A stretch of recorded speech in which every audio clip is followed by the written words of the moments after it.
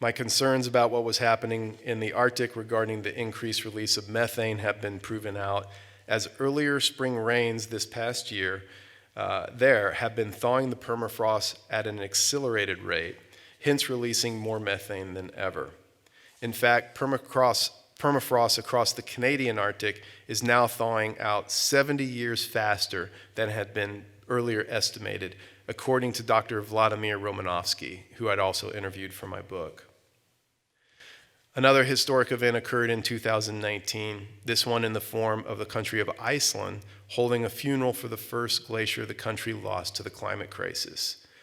A plaque left on the location of the vanished glacier offers a letter to the future with the message, "This monument is to acknowledge that we know what is happening and what needs to be done. Only you know if we did it," end quote. Humans are now currently injecting CO2 into the atmosphere at a rate 9 to 10 times higher than that during the Paleocene-Eocene thermal maximum, PETM, global warming event 56 million years ago, which acidified the oceans and drove large numbers of marine species to extinction.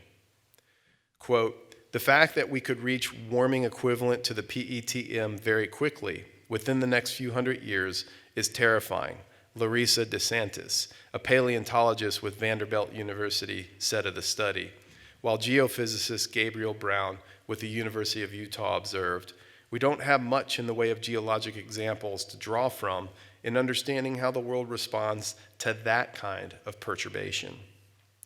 3 months after that study was published, for the first time in human history, Earth's atmospheric concentration of CO2 reached 415 parts per million. Less than 2 weeks after that, the International Energy Agency announced that global carbon emissions set a record in 2018, increasing nearly 2% over the previous year to set a record of 33.1 billion tons. By November, the UN's World Meteorological Organization reported that the concentration of climate-heating greenhouse gases had hit another all-time high and announced there was, quote, "no sign of a slowdown, let alone a decline," end quote. Also, last year, the Trump administration began the formal withdrawal of the United States from the Paris Climate Agreement, and New York State's claim that ExxonMobil had misled investors for years about the risks of climate disruption was rejected in court. All of this in just 2019 alone, and this is far from a complete catalog of the unraveling of the biosphere.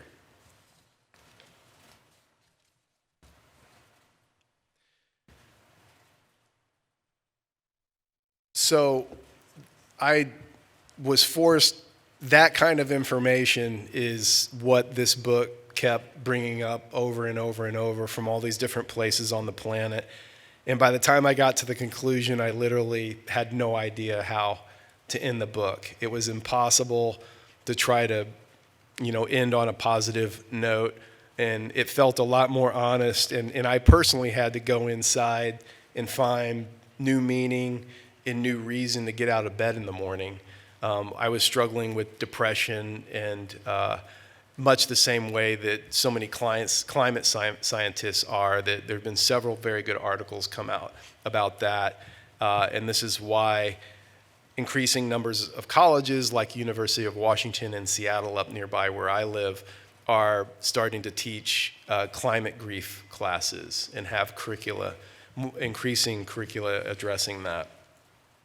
But so for the conclusion of my book, I basically had to start waxing philosophical and finding new ways of being on the planet. And so I did my best to share that with readers, and I want to share a little bit of that with you today. And one person that I came across that has helped me a lot in processing this information as well as figuring out how to be during this time was Stephen Jenkinson. He's a Canadian author and storyteller and has worked in the palliative care industry for decades, during which he was confronted with the Western medical system's denial of death and refusal to really do endings.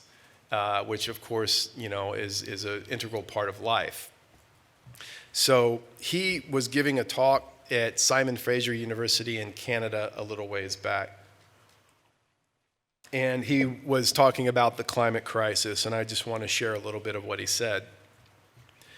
The question is not, are we going to fail? The question is, how?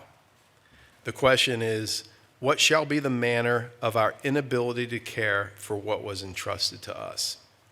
The question is our manner of failing. Jenkinson, who now makes his living by teaching about grief and the acceptance of death as an integral part of living, has spoken eloquently about grief and climate disruption. And so when he talks about our future to care for what was entrusted to us, he is also saying that the time to change our ways is long past. Quote, "Grief requires us to know the time that we're in. The great enemy of grief is hope. Hope is the four-letter word for people who are willing to know things for what they are.